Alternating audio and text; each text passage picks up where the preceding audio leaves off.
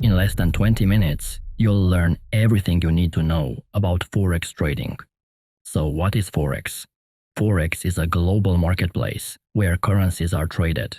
It's the largest and most liquid financial market in the world, with trillions of dollars changing hands every single day. Basically, it's a 24-hour market driven by economic, political, and social factors worldwide. Central banks, hedge funds, and individual traders like you and me all participate in this market, buying and selling currencies in the hopes of turning a profit. At its core, Forex trading is all about buying and selling currencies. It's like a global supermarket where instead of groceries, you're trading money. A currency pair is simply two currencies that are traded against each other. It's like a wrestling match between two countries' money, where one currency is trying to gain value against the other. There are three types of currency pairs. First, we have the major ones, which are the most widely traded pairs in the Forex market. They include combinations of the world's strongest and most stable economies. These are the 7 major currency pairs. Next, we have minor currency pairs that don't include the US dollar. They typically involve combinations of the other major currencies. Minor pairs often have less liquidity compared to major pairs. We also have exotic pairs, which involve currencies from emerging or smaller economies paired with a major currency, usually the US dollar. Now, in the Forex market, a currency pair represents the value of one currency relative to another. For example, when you see Euro USD, it means you're trading the euro against the US dollar. In this pair, the euro is the base currency and the US dollar is the quote currency. When you buy a currency pair like the euro dollar, you're expecting the euro to appreciate while the dollar depreciates. When you sell the currency pair, you're expecting the euro to depreciate while the dollar appreciates. In the Forex market, every currency pair has two prices, the bid price and the ask price. Let's take the Aussie dollar pair as an example. The price on the left side is called the bid price. This is the price at which you can sell Australian dollars and buy US dollars. The price on the right side is called the ask price. This is the price at which you can buy Australian dollars and sell US dollars. In other words, when you're trading a currency pair, you're always buying one currency and selling another simultaneously. The difference between the bid and ask prices is called the spread. If the bid price is 0.6635 and the ask price is 0.6637, the spread is 2 pips. The spread is essentially the cost of trading, as it represents the difference between the price at which you can buy and sell the currency pair. Spreads can vary depending on the currency pair, market conditions, and the broker you're using. So it's very important to pay attention to the bid and ask prices, as they determine the potential profit or loss of your trades. When you place a buy order, you'll enter the trade at the ask price, and when you place a sell order, you'll enter the trade at the bid price. Now let's talk about two crucial concepts in Forex trading, pips and lots. A pip, which stands for percentage in point or price interest point, is the smallest price increment that a currency pair can move. For most currency pairs, the pip is located at the 4th decimal place. Let's say the Aussie dollar rate moves from 0.6345 to 0.6346. That might not seem like a big deal, but in Forex, that's a 1 pip move. Now, not all currency pairs have their pip at the 4th decimal place. In yen pairs, the pip is at the 2nd decimal place. So for US dollar Japanese yen, a move from 110.45 to 110.46 is a 1 pip move. Pips are essential because they help you measure the distance between your entry and exit points, which ultimately determines your profit or loss. Pips go hand in hand with lots. A lot is a unit of measurement for the size of a trade in the Forex market. There are 4 common lot sizes: standard lot, mini lot, micro lot, and nano lots. The lot size you choose will determine the monetary value of each pip movement in your trade. For instance, If you're trading a standard lot of Euro USD, each pip is worth $10. If you're trading a mini lot, each pip is worth $1. It's crucial to understand the relationship between lot sizes and pip values, as this will help you manage your risk effectively. A larger lot size means that each pip movement will have a more significant impact on your account balance, both positively and negatively. As a beginner, it's generally recommended to start with smaller lot sizes, such as micro or mini lots, to minimize risk while you gain experience. Another important concept related to lots is leverage. Leverage allows you to control larger trade sizes with a smaller account balance. For example, if your broker offers 100 to 1 leverage, you can trade a standard lot, which is $100,000, with just $1,000 in your account. While leverage can amplify your potential profits, it also magnifies your potential losses, so it's essential to use it wisely and in conjunction with proper risk management techniques. So, pips measure the price movements of currency pairs, while lots determine the size of your trades and the monetary value of each pip. Now, let's say you want to make a trade. There are several types of orders in Forex trading. A market order is the simplest and most common type of order. When you place a market order, you're instructing your broker to execute a trade immediately at the best available price. If you're buying, the trade will be executed at the current ask price, and if you're selling, it will be executed at the current bid price. A limit order allows you to specify the exact price at which you want to buy or sell a currency pair. When you place a buy limit order, the trade will only be executed if the ask price reaches or drops below your specified price. Conversely, when you place a sell limit order, the trade will only be executed if the bid price reaches or rises above your specified price. A stop order, also known as a stop-loss order, is designed to limit your potential losses or protect your profits. When you place a stop order, you specify a price at which the trade will be closed if the market moves against you. For example, if you're buying Euro USD and place a stop-loss order 50 pips below your entry price, the trade will automatically be closed if the bid price falls 50 pips below your entry, limiting your loss to that amount. A take-profit order is used to automatically close a trade once it reaches a specific level of profit. For example, if you're buying Euro USD and set a take-profit order 100 pips above your entry price, the trade will close when the bid price reaches that level, locking in your profit. One of the most crucial components is choosing the right broker. A broker is a firm that offers access to the Forex market. They act as intermediaries between you and the interbank market, where the big boys, banks and large financial institutions trade currencies.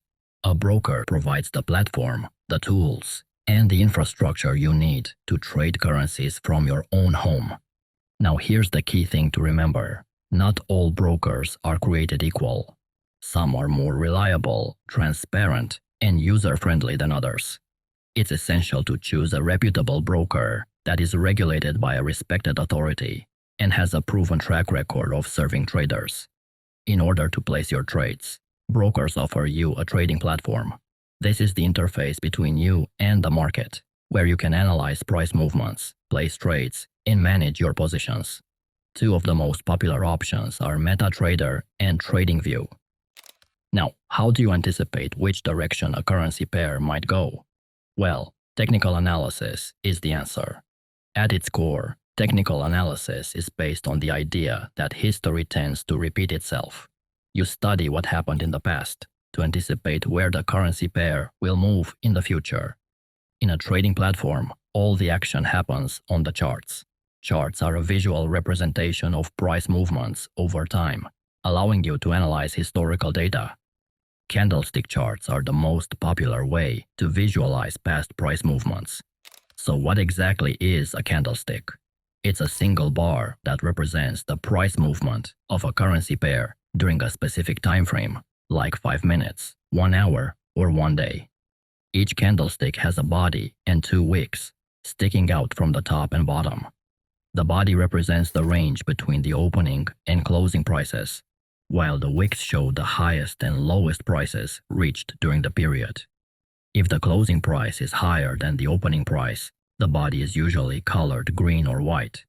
If the closing price is lower than the opening price, the body is usually colored red or black. Now here's the thing. The candlesticks look different depending on the time frame you're looking at. A time frame is the interval at which candlesticks are displayed on the chart. Each time frame tells a different story about the market. The lower time frames, like 1 minute or 5 minute, show more granular price movements and are often used for short-term trading strategies, like scalping or day trading.